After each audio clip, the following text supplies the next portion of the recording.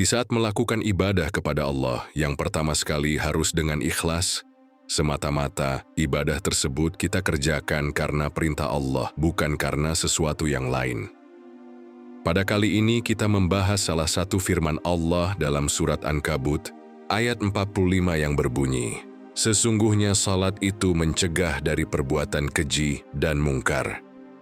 Dari ayat tersebut kita bisa menyimpulkan bahwa salat bisa mencegah segala perbuatan yang dilarang oleh Allah dan bisa membuat manusia menjadi hamba yang lebih baik. Ketika ada hamba selalu mengerjakan salat 5 waktu, bahkan salatnya tidak pernah tinggal, tetapi perbuatannya selalu dalam keadaan keji, selalu melanggar dengan perintah Allah. Di saat melihat orang seperti itu, yang harus disalahkan adalah orangnya, bukan firman Allah yang telah kami sebutkan tadi. Sebelum lanjut, jangan lupa subscribe, like, dan komen untuk mendapatkan video terbaru dari kami, dan tonton sampai selesai agar kita bisa mendapatkan hidayah dalam segala aspek kehidupan. Kebanyakan dari kita ketika melaksanakan sholat tidak benar, melakukan rukun-rukun dalam sholat. Rukun dalam sholat ada 13 rukun. Dari 13 rukun tersebut dibagi menjadi 3 rukun. Yang pertama rukun qauli, rukun fi'li, dan rukun qalbi. Pada kesempatan kali ini kita membahas dulu tentang rukun qauli. Rukun qauli berupa bacaan seperti takbiratul ihram, membaca surah Al-Fatihah, tasyahud akhir, syalawat kepada Nabi dalam tasyahud akhir, dan salam yang pertama. Dalam rukun qauli diwajibkan terhadap kita harus fasih dalam mengucapkannya. Apabila tidak fasih maka dianggap tidak sah. Bila tidak sah dianggap tidak pernah sholat. Ketika hari kiamat nanti hanya amalan kosong yang kita kumpulkan. Menurut pengetahuan yang kami pelajari dari guru, bahwa setiap bacaan harus benar. Apabila tidak benar, wajib bagi kita untuk terus belajar. Bacaan Al-Fatihah merupakan rukun wajib dalam salat.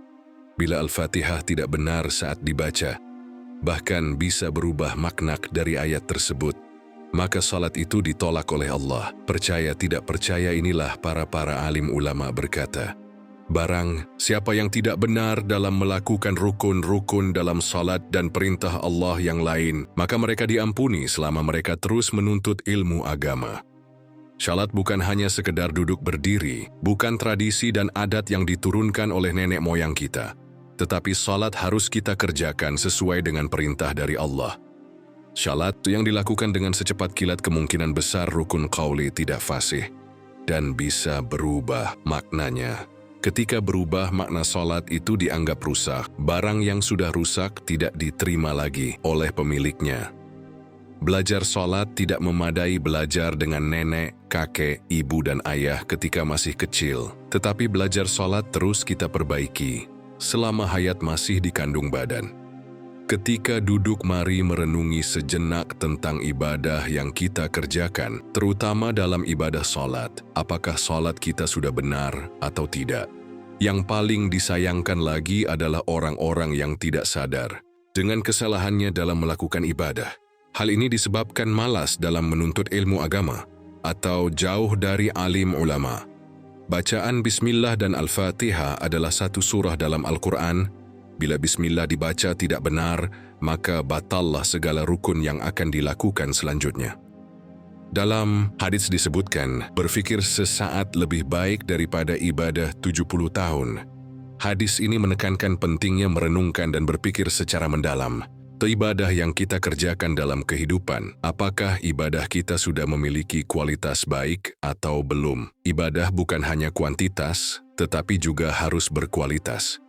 Dalam hal ini kita sendiri yang memutuskan, apakah memperbanyak ibadah tapi pahalanya sedikit atau ibadah sedikit tapi pahalanya besar. Ketika seseorang melaksanakan rukun qauli, wajib terdengar dengan telinganya sendiri, tidak sah bila membaca di dalam hati dan dengan suara yang kecil. Mari memperbaiki diri dengan mengikuti majelis taklim di tempat-tempat terdekat. Apabila tidak ada maka ikutilah secara online dan amalkan apa yang Anda dengar dari orang tersebut, selama ajarannya berada dalam ajaran Ahlus Sunnah wal Jamaah. Setiap pekerjaan dan kelakuan di dunia harus menjadi manfaat ketika di akhirat nanti. Semoga segala amalan kita yang kerjakan saat ini diterima di sisi Allah dengan baik. Semoga bermanfaat bagi saya pribadi dan seterusnya bagi Anda yang sudah mendengar. Terima kasih dan sampai jumpa di pertemuan selanjutnya.